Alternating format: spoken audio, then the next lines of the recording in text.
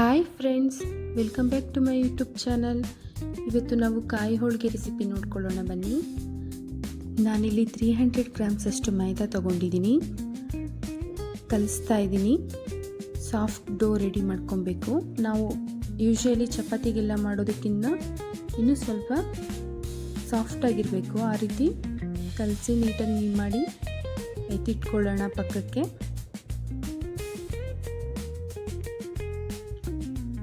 ಇಲ್ಲಿ ನಾನು 3 ಹೋಳಷ್ಟು ಕಾಯಿನ ತುರಿದು ತಗೊಂಡಿದ್ದೀನಿ. ಬೆಲ್ಲನ ಸಣ್ಣದಾಗಿ ಪುಡಿ ಮಾಡ್ಕೊಂಡು ತಗೊಂಡಿದ್ದೀನಿ. ಹಾಗೆ ಒಂದು 3 ಏಲಕ್ಕಿ ಕಾಯಿನ ತಗೊಂಡಿದ್ದೀನಿ. ಕಾಯಿ ಮತ್ತು ಬೆಲ್ಲನ ಮಿಕ್ಸ್ ಮಾಡಿ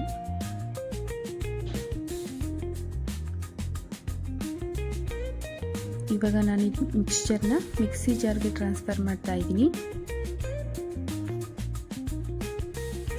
ಸ್ವಲ್ಪ ವಾಟರ್ ಆ್ಯಡ್ ಮಾಡಿ ಗ್ರೈಂಡ್ ಮಾಡ್ಕೊಂಡಿದ್ದೀನಿ. ಮಿಕ್ಸ್ಚರ್ ಎಲ್ಲ ಒಂದು ಪ್ಯಾನ್ಗೆ ಟ್ರಾನ್ಸ್ಫರ್ ಮಾಡಿ ಅದನ್ನ ಪಾಕ ತೆಕ್ಕೊಳ್ಳೋಣ. ಇವಾಗ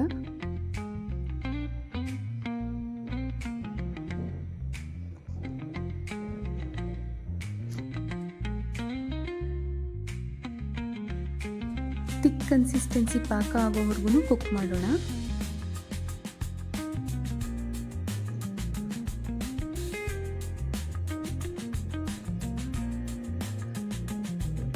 ನೋಡಿ, ಕಲರ್ ಚೇಂಜ್ ಆಗ್ತಾ ಬರ್ತಿದೆ. ಹಾಗೆ ವಾಟರ್ ಎಲ್ಲ ಹೋಗಿ ಥಿಕ್ ಆಗ್ತಾ ಬರ್ತಿದೆ.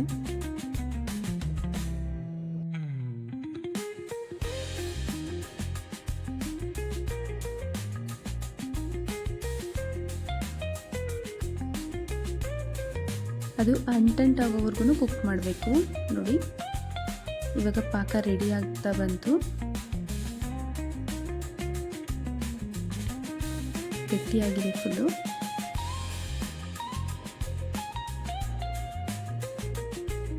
ಅಂಟಂಟ್ ಕನ್ಸಿಸ್ಟೆನ್ಸಿಗೆ ಬಂದಿದೆ.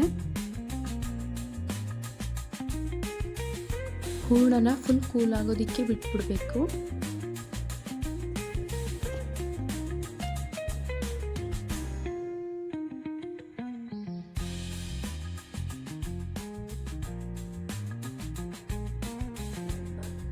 ಮೈದಾನ ಸ್ವಲ್ಪ ಆಯಿಲ್ ಹಾಕಿ ಸ್ಟ್ರೆಚ್ ಮಾಡ್ಕೊಂಡು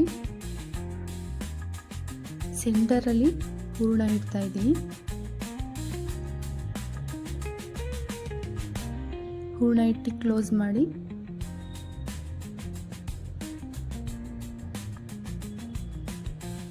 ಒಬ್ಬಟ್ಟನ್ನು ತಟ್ಕೊಂಡ್ರೆ ಆಯಿತು.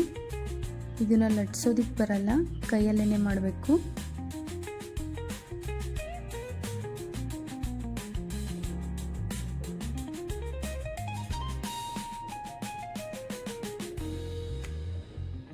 ಕೈಯಲ್ಲಿ ಮಾಡೋದಕ್ಕೆ ಬರೋದೇ ಇಲ್ಲ ಅಂದರೆ ಇನ್ನೊಂದು ಕವರ್ ಆ್ಯಡ್ ಮಾಡಿ ಮೇಲ್ಗಡೆಯಿಂದ ನಿಧಾನವಾಗಿ ಲಟ್ಸಿದ್ರೂ ಆಗುತ್ತೆ.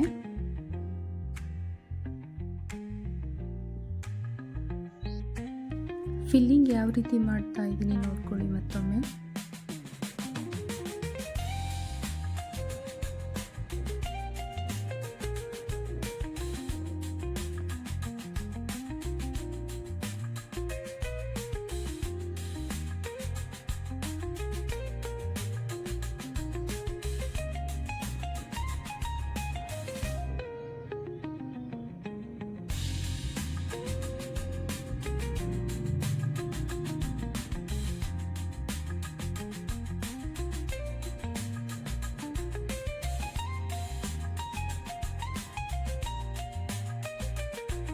ಪಾಕನ ಚೆನ್ನಾಗಿ ಮಾಡಿಕೊಂಡ್ರೆ 1 ವೀಕ್ವರೆಗೂ ಇಡ್ಬೋದು, ಹಾಳಾಗಲ್ಲ ಕಾಯಿ ಒಬ್ಬಟ್ಟು.